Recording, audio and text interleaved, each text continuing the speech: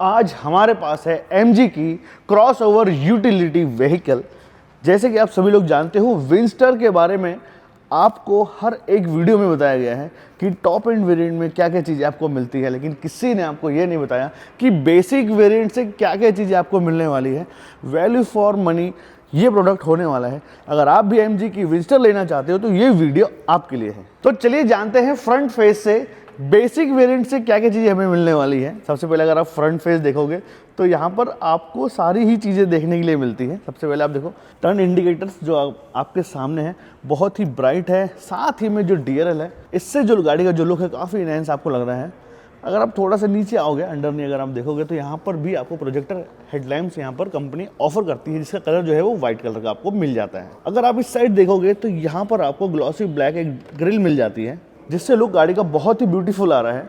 अच्छा, अगर आप ऊपर की तरफ देखोगे तो यहाँ पर इस गाड़ी का जो फेस है काफ़ी लोगों को पसंद आया है और काफ़ी लोगों को पसंद नहीं भी आया है। आपको कैसा लगता है कमेंट सेक्शन में मुझे ज़रूर बताना। चलो भाई, अब इस गाड़ी का इंजन दिखा देता हूँ मैं आपको। ये रहा भाई आप लोगों के सामने। देखो, इस गाड़ी में इंजन तो होता नहीं है, लेकिन क्या क्या चीज़ें इस गाड़ी में होती है वो यहाँ पर आपको देखना बहुत ज़रूरी है। यहाँ पे आपको वॉशर फ्लूइड मिल जाता है, बैटरी देखने के लिए मिलती है। जैसे कि आप देख सकते हो यहाँ पर AC का एक यूनिट लगाया गया है। अभी मैं आपको बता देता हूँ भाई, अगर आप ध्यान से देखोगे तो यहाँ पर बेसिक वेरिएंट वाली कोई भी चीज़ें नज़र नहीं आ रही है, जबकि अगर आप MG का ये लोगो देख रहे हो ये भी आपको एल्यूमिनेटेड ही मिलता है। टॉप एंड में भी सेम मिलता है और बेसिक में भी सेम मिलता है। तो चलिए आपको ले चलता हूँ साइड की तरफ। साइड प्रोफाइल में क्या चेंजेस है ये आपको जानना बहुत ज़रूरी है। अब बात कर लेते हैं साइड प्रोफाइल की। तो साइड प्रोफाइल में सबसे पहले आपको यहाँ पर चार्जर ही दिख रहा होगा। तो इस चार्जर के बारे में हम जान लेते हैं, कौन सा बैटरी पैक इस गाड़ी में लगा है, एक बार चार्ज करने से कितने किलोमीटर ये गाड़ी चलने वाली है। अगर आप इसे चार्ज करोगे और चार्ज करने के बाद अगर एयर टेस्टेड क्लेम की अगर हम बात करें तो 332 किलोमीटर ये गाड़ी रेंज आपको निकाल के देने वाली है। लेकिन रियल रेंज की अगर हम बात करें तो 280 से 290 किलोमीटर की जो रेंज है ये गाड़ी आसानी से आपको निकाल के देने वाली है। इस गाड़ी में आपको बेसिक वेरिएंट की अगर हम बात करें तो इस गाड़ी में आपको दो चार्जर ऑप्शन मिल जाते हैं, 3.3 किलोवाट और 7.4 किलोवाट।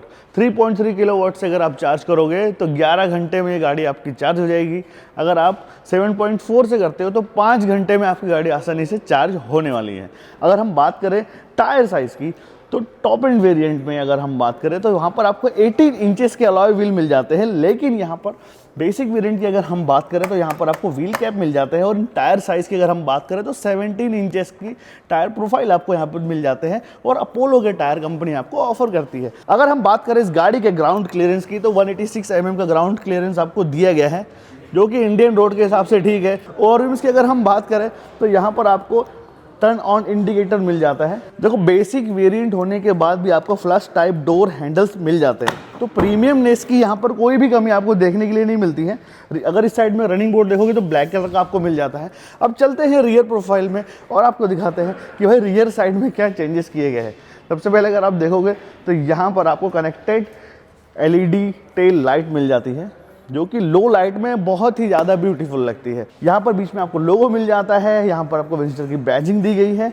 तो गाड़ी रियर साइड से भी बहुत क्यूट लगती है। आपको कैसी लगती है कमेंट सेक्शन में मुझे ज़रूर बताना। अगर टेल लैम्प्स की अगर हम बात करें तो ये भी, इसके अगर हम कलर्स की बात करें तो काफ़ी ब्राइट यहाँ पर आपको देखने के लिए मिलती है। EV की बैजिंग मिलती है, 4 रिवर्स पार्किंग सेंसर आपको दिए गए हैं और यहाँ पर आपको हाई माउंट स्टॉप लाइट मिल जाती है और इसी में इंटीग्रेटेड इसका एंटीना आपको मिलने वाला है। अगर हम इस गाड़ी के बूट स्पेस की बात करें तो 604 लीटर का बूट स्पेस आपको दिया गया है।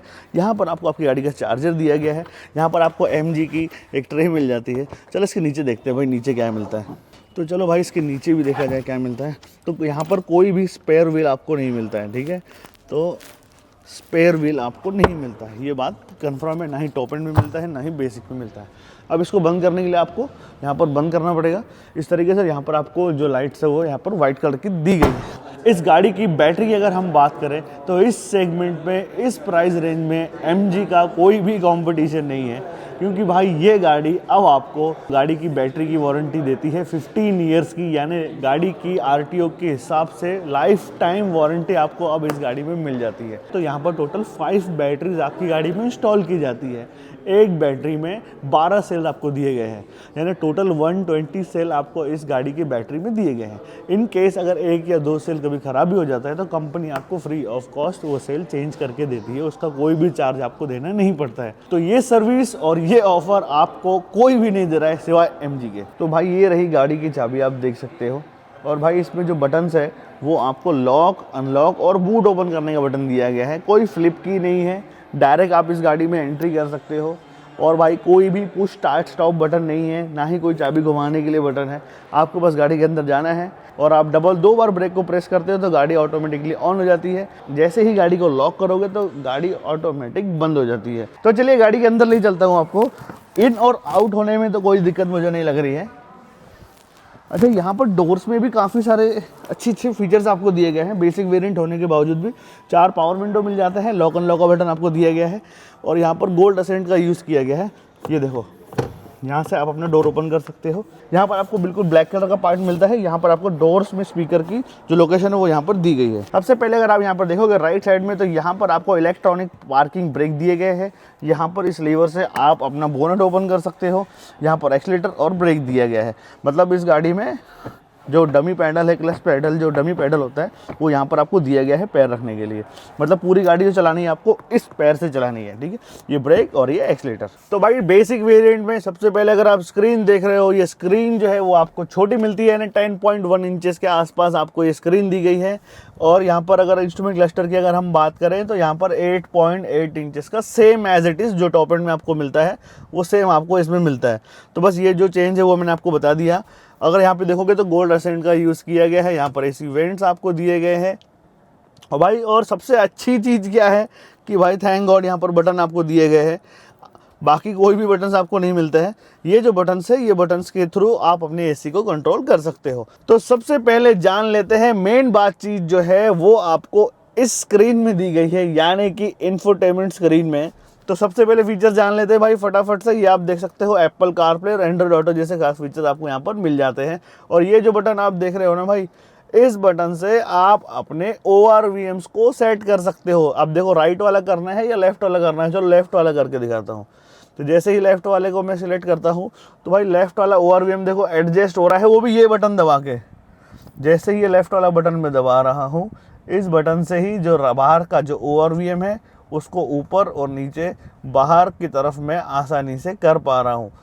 अब आप देख सकते हो।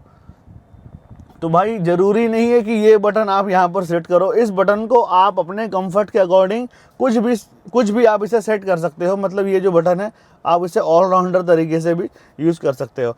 अब ड्राइविंग मोड्स की हम बात कर लेते हैं। तो इको प्लस मोड आपको दिया गया है और इको मोड दिया है, नॉर्मल मोड और स्पोर्ट मोड दिया गया है। और भाई ये एनर्जी रिकवरी का जो मोड आपको देखने के लिए मिल रहा है, लाइट, नॉर्मल और हेवी। मतलब ये जो आपकी रीजनरेशन होता है बैटरी का, ऑटोमेटिक जो चार्ज होती है, उसको आप अपने हिसाब से सेट कर सकते हो।